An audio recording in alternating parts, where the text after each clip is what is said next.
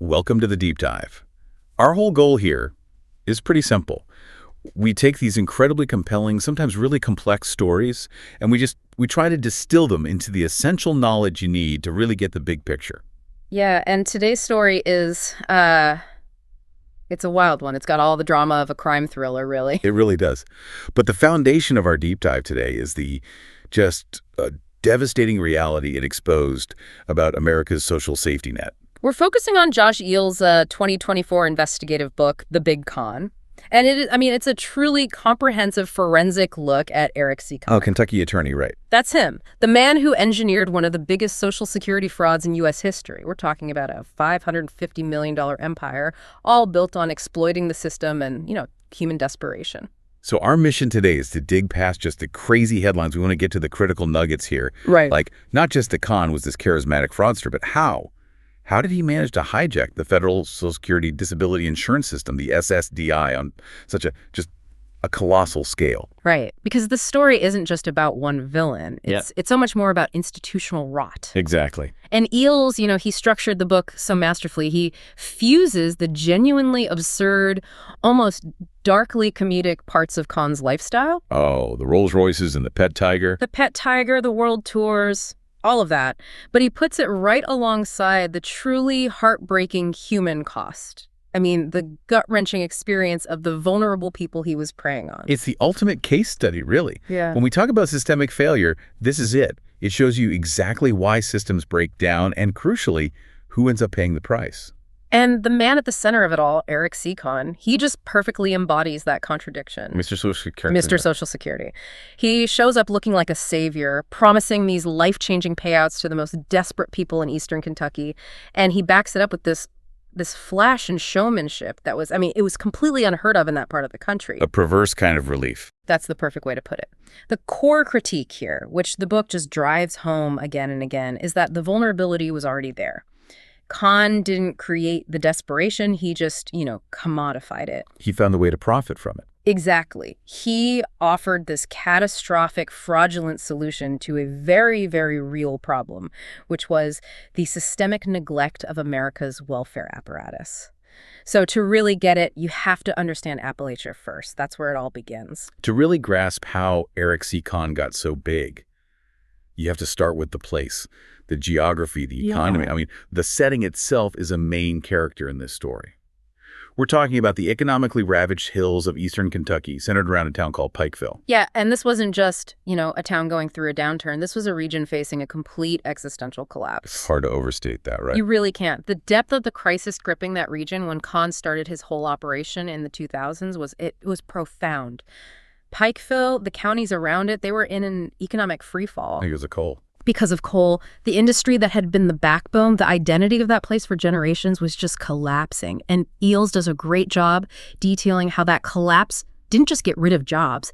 It literally destroyed the entire support structure of these communities. And then layered on top of that economic devastation, you had a massive public health crisis. The opioid epidemic. Absolutely. It was just rampant. So now you have this huge population of people dealing with chronic pain, addiction, and the physical inability to work. Eels describes it so powerfully. He says the crisis was gnawing at the soul of Appalachia like a persistent fever. Wow. People were just desperate, not just for money, but for some kind of validation, a way to survive when all the manual labor jobs had just vanished. And that's when SSDI, the disability insurance, became the only viable financial lifeline left for thousands of people. And right into that vacuum of despair steps Eric C. Conn. Yep. And his symbol of, what looked like salvation, but was really a warning, were those infamous billboards. The yellow billboards. They were everywhere. You couldn't miss them. Eels calls them garish yellow billboards that were sprouting like invasive kudzu all along Route 23, the main artery through coal country. And the color yellow was on purpose. Right, completely deliberate. It screamed for attention. It symbolized, this promise of a bright new future. But in hindsight, it looks like a giant yellow caution flag. They became the most visible sign of Conn's empire, just offering this quick fix in the middle of all this despair. So let's talk about Conn himself, the charismatic architect. What was his background? What made him pick? Well, his origin story was his golden ticket in Appalachia. He was the self-made son of a coal miner. He managed to get an education, become this slick, really bombastic lawyer. So you could say, I'm one of you. Exactly. And Eels suggests that his motivation, at least at first, wasn't just money. It was deeply psychological. He had this fierce, chip-on-the-shoulder disdain for the man, which you can imagine resonated so deeply with his clients, who felt forgotten by everyone. But underneath all that, there was what Eels calls an insatiable hunger for adulation. He didn't just want clients, he wanted followers. He wanted to be seen as their messiah. And by 2012, his heyday, he'd absolutely gotten that following. The details of his lifestyle are they're staggering when you put them up against the poverty of his clients. It was meant to be seen. I mean, Eels paints this picture, the scene of Rolls-Royces snaking through trailer parks. It's just nuts. It is. A convoy of luxury cars blaring their horns, showing up in these hollows to hand-deliver SSDI checks. He was literally distributing what people saw as manna from heaven, and he spent millions on all of it, not just cars, but these brothel-flaunting world tours. It was all about showing that his success was their success. And his courtroom style was just as theatrical. He was playing the hero. Total showman. He knew that the administrative law judges, the ALJs, were often really sympathetic to the plight of people in Appalachia. So Conn would just lean into that. He'd sweep into hearings and yell things like, "These folks ain't lazy, the system's lazy." And that worked. It worked. That performance was crucial because it helped normalize his incredibly high approval rates even before the real rigging began. And then there's this really bizarre, almost gothic detail about his superstition. The voodoo dolls. It's such a key detail Eels includes because it shows the cracks under that slick surface. Here's a guy running this massive, technically complex fraud, but he's also deeply superstitious. He's using voodoo dolls to curse his rivals, prosecutors. Seriously? Yeah, it just hints at a personality that's operating way outside of rational thought. And it really foreshadows the complete psychological unraveling that's going to happen later when the investigation closes in. Which brings us to this central moral question that Eels keeps coming back to. Was Conn, at least at the beginning, some kind of twisted Robin Hood? That tension is really the heart of the first part of the book, because on the surface, those fraudulent checks provided real temporary relief. Eels uses this heartbreaking example of a fraudulent check buying insulin for a diabetic child in a family with zero other income. So to that family, Conn is a hero. To that family, he's salvation. But, and this is the crucial part, Eels immediately says this relief was laced with ruin. It was help, sure, but it was built on a foundation of lies that was destined to collapse. But wait, I have to push back on that Robin Hood thing. Yeah. I mean, even if he gave them temporary relief, he was taking these huge fees for himself and setting them up for an inevitable fall. He wasn't stealing from the rich to give to the poor. And you're right to push back. That's the trap Eel sets for the reader. He was stealing from the public fund from everyone, and he was guaranteeing that the most vulnerable people would be the ones to face the consequences when it all fell apart. So the book kind of moves you past that initial awe at his charisma. It does. It shifts you into this profound sense of pity for his clients because you realize that the whole seductive pull of his empire was based on exploiting their desperate need to believe in anyone. Because the system had already failed them. SSDI was supposed to be the safety net, but it was so slow, so bureaucratic. So frayed. Exactly. Conn's quick, fraudulent fix became a better option than waiting years for legitimate aid that might never even come. He basically used fabricated diagnoses to turn a federal entitlement program into his own personal ATM.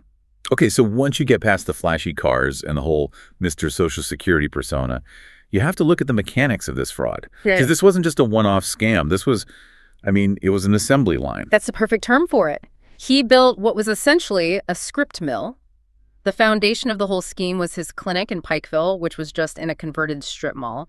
But Eels describes it not as a legal office, but as a factory. A factory for disability claims. An assembly line for fabricated ailments, all designed to churn out SSDI claims at an industrial scale. So walk us through that. How did it actually work? How does a client go from walking in the door to getting a check? The whole process was completely dehumanized. Clients would come in and they were often coached to feign very specific ailments like severe back pain. Things that are hard to disprove. Exactly. They were taught how to perform, they rehearsed their limps, they learned how to exaggerate their symptoms, and they had to stick to the pre-written script they were given. The whole goal was volume and consistency, making sure the paperwork looked legitimate, even if the medical part was a total farce. Which means the absolute linchpin of the whole operation Had to be a doctor. Someone willing to sign their name on all of this. And that brings us to the first major co-conspirator, Dr. Bradley Adkins.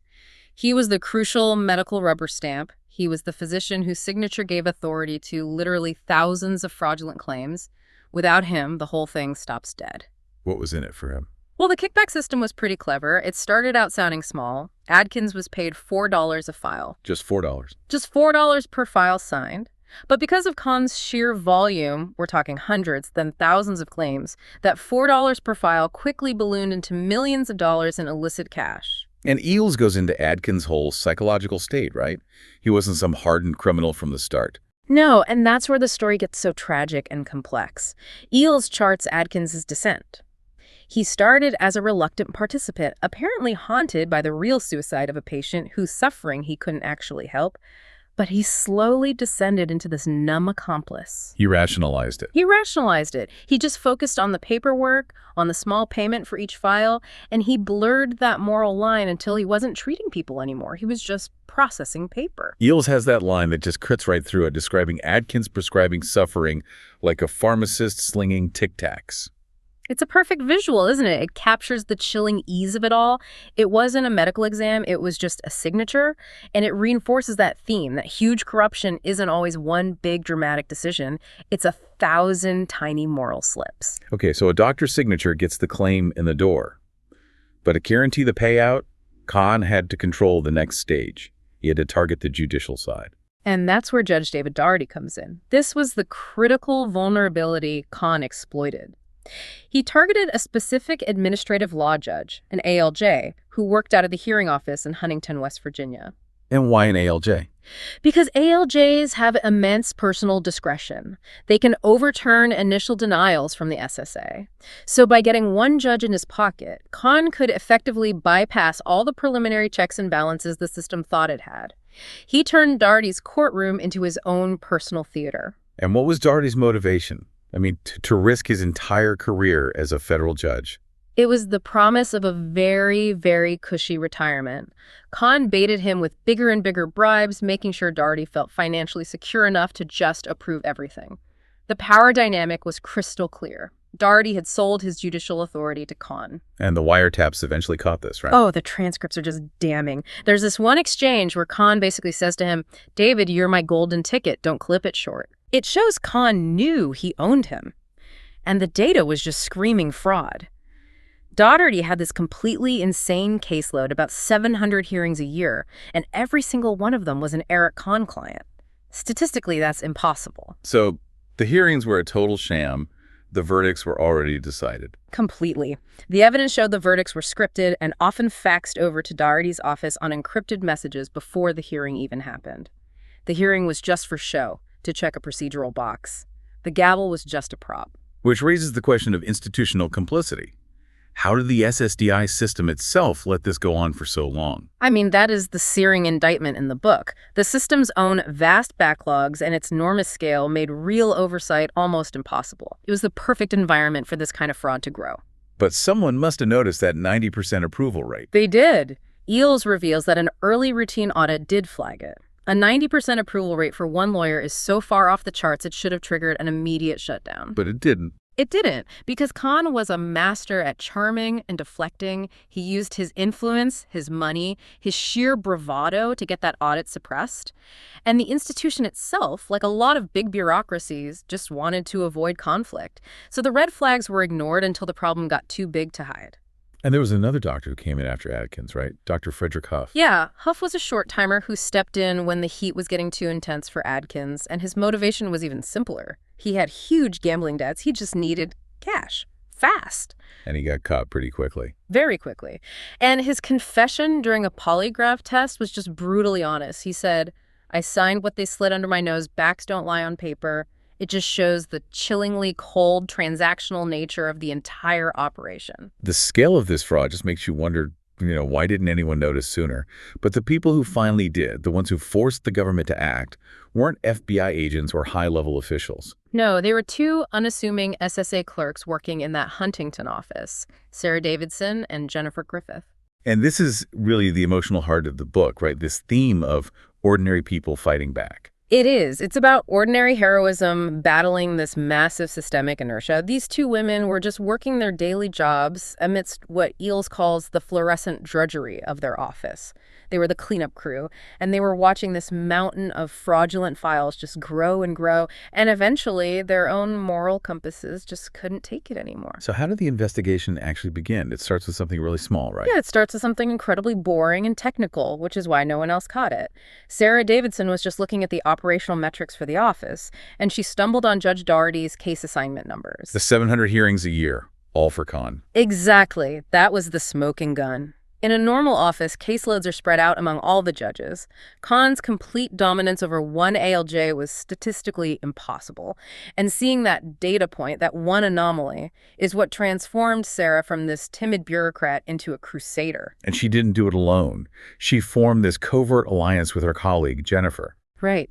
Jennifer had access to the physical case files, so she could start pulling them and comparing the narratives. She found the forged doctor's reports, the identical stories, and their whole motivation crystallized in this one conversation they had at a diner.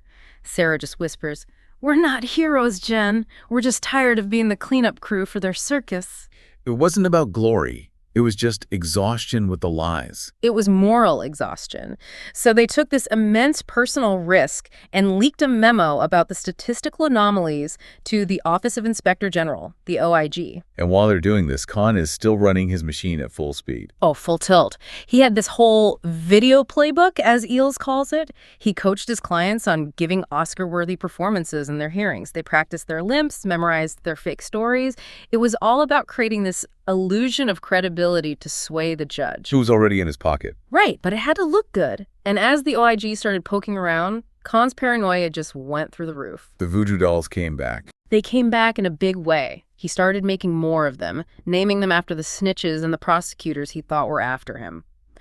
It's this symbolic moment where you see him shifting from calculated fraud to just desperate superstition. His rational grasp on reality was just unraveling. And it's heartbreaking to think about the toll this took on the whistleblowers, on Sarah and Jennifer. They were totally isolated. They faced incredible pushback. Their own managers ignored them because they didn't want the scandal. Eels frames them as modern-day Cassandras, prophets who were being ignored by the very system they were trying to save. And then after the indictment, they got death threats. Death threats, yeah. From people who were still loyal to Conn, or just people who were terrified of losing their benefits. It just highlights this awful truth that sometimes, in a big bureaucracy, the truth is a bigger threat than the crime itself. And Jennifer in particular had this really conflicted loyalty, which just adds another layer of complexity. It does. It humanizes the collateral damage. Conn was a huge figure in their community. She knew people that Conn had, helped, albeit illegally.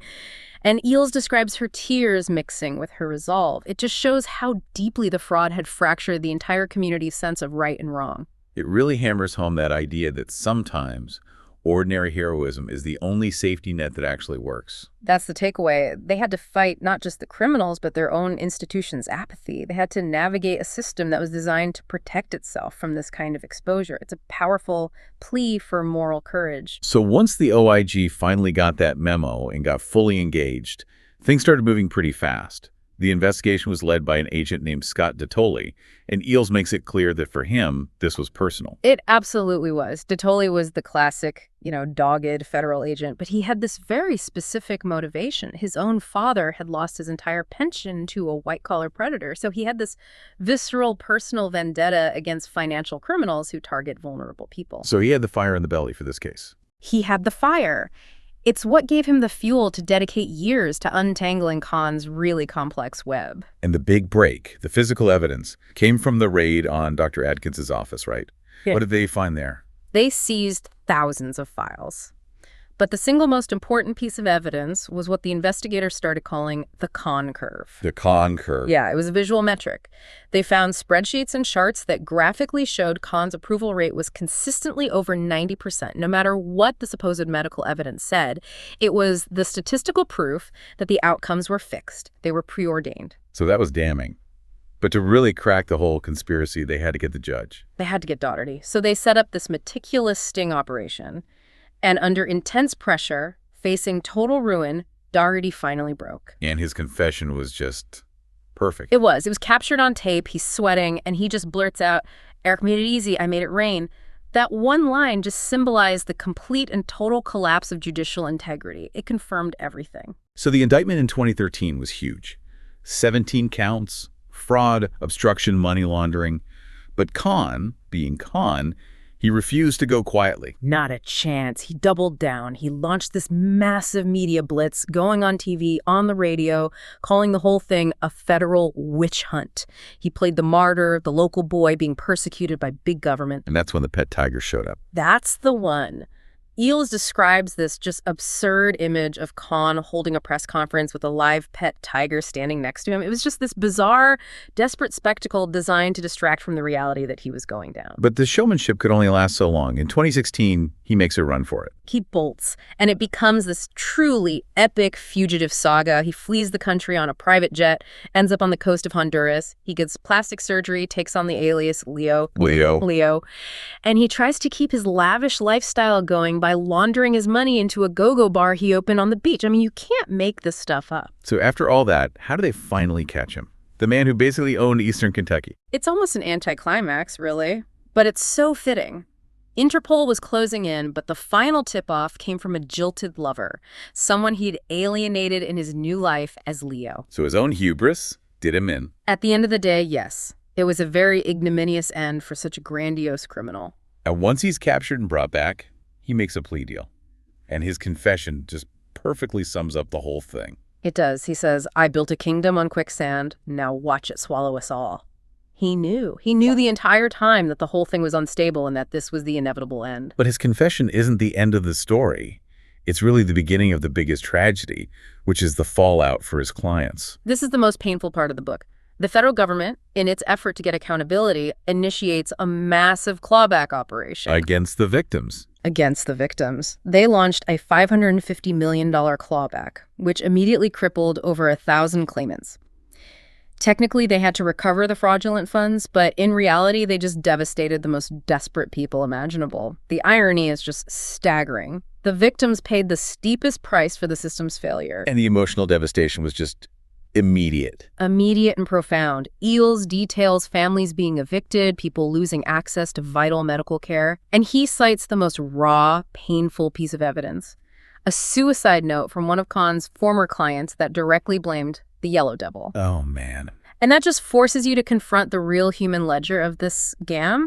This wasn't just a financial crime. It was a requiem for a forgotten part of America. So after the capture of the confession, the legal reckoning finally had to begin. What were the sentences for the main players? Well, Conn himself got 12 years in federal prison. Judge Daugherty was disbarred and also received a lengthy sentence. And tragically, Dr. Adkins, completely overwhelmed by guilt, attempted suicide. So there was a measure of criminal justice, but the damage to the community was, it was done. And the focus then shifts to this incredible David versus Goliath battle over the clawback victims. And that's where another hero emerges, a lawyer named Mark Miller. Mark Miller is this pro bono warrior who steps up. He knew the SSDI system inside and out, and he decides to fight the mass benefit revocations. He's literally in a courtroom battling the full weight of the Social Security Administration by himself. And what was his motivation? Eel says it came from this deep disillusionment with the SSA itself. He felt the system was just prioritizing balancing its books over actual human necessity. So what was his legal argument? I mean, how do you even begin to fight the federal government on something like this? It was a monumental task. His argument was really brilliant. He didn't argue that the initial claims were legitimate. He conceded the fraud. Instead, he argued that the SSA itself had been grossly negligent. Complicit through willful blindness. Exactly. He pointed to all the internal audits, all the red flags they ignored for years. His claim was, you forfeited the right to claw this money back from these desperate people because you failed to do your job. He was fighting for families who were literally being evicted into the snow because their benefits were cut off overnight. So fast forward, 5 years after the whole thing collapses, Eels goes back to Pikeville to see what's left. What's the landscape like? The landscape itself kind of reflects the trauma. Those faded yellow billboards are still there, but they're decaying. Eels describes them hauntingly, saying they're ghosting the hills like spectral regrets. Wow. Yeah. And he draws this parallel between the rusted, abandoned mine shafts and the buried truths of the whole scandal. The tone is very much about the enduring tragedy, not some neat, tidy resolution. But the whistleblowers Sarah and Jennifer, they managed to find some resilience in all this. They did. The fight changed them fundamentally. Sarah went from being a clerk to a public advocate, using her knowledge to push for better oversight. Jennifer started writing exposés about the system's flaws. They really embody this tentative hope that, maybe reform can grow out of the ruins. Which brings us back to the core argument of Eels' book, the overall analysis of why this happened. The fraud was just a symptom. It's the core argument, and it's a challenging one. The fraud was inevitable given the conditions.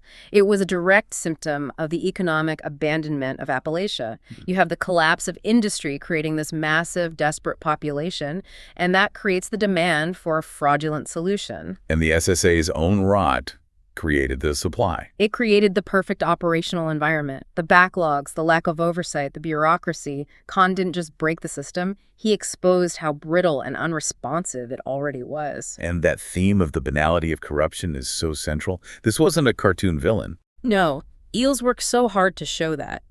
The corruption was built on tiny, incremental moral slips. You think back to Dr. Adkins' first fake signature, or Judge Doherty just wanting a little extra cash for a vacation. It's the normalization of bad behavior. They weren't born evil.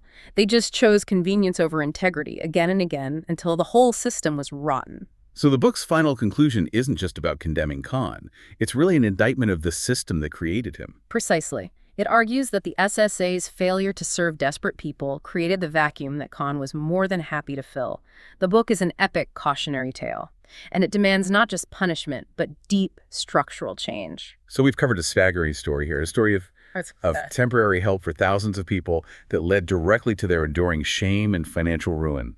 Conn's legacy is so dual in that way. It really is. He briefly relieved suffering, but he ultimately just destroyed the stability of the very community he claimed to be championing. And Eels' work is just so timely. It really resonates with all these modern reckonings we're having about inequality and bureaucratic failure. It does. I think the key takeaway is that institutional rot is what allowed Eric C. Conn, this grotesque, just hubristic parody of the American dream, to flourish.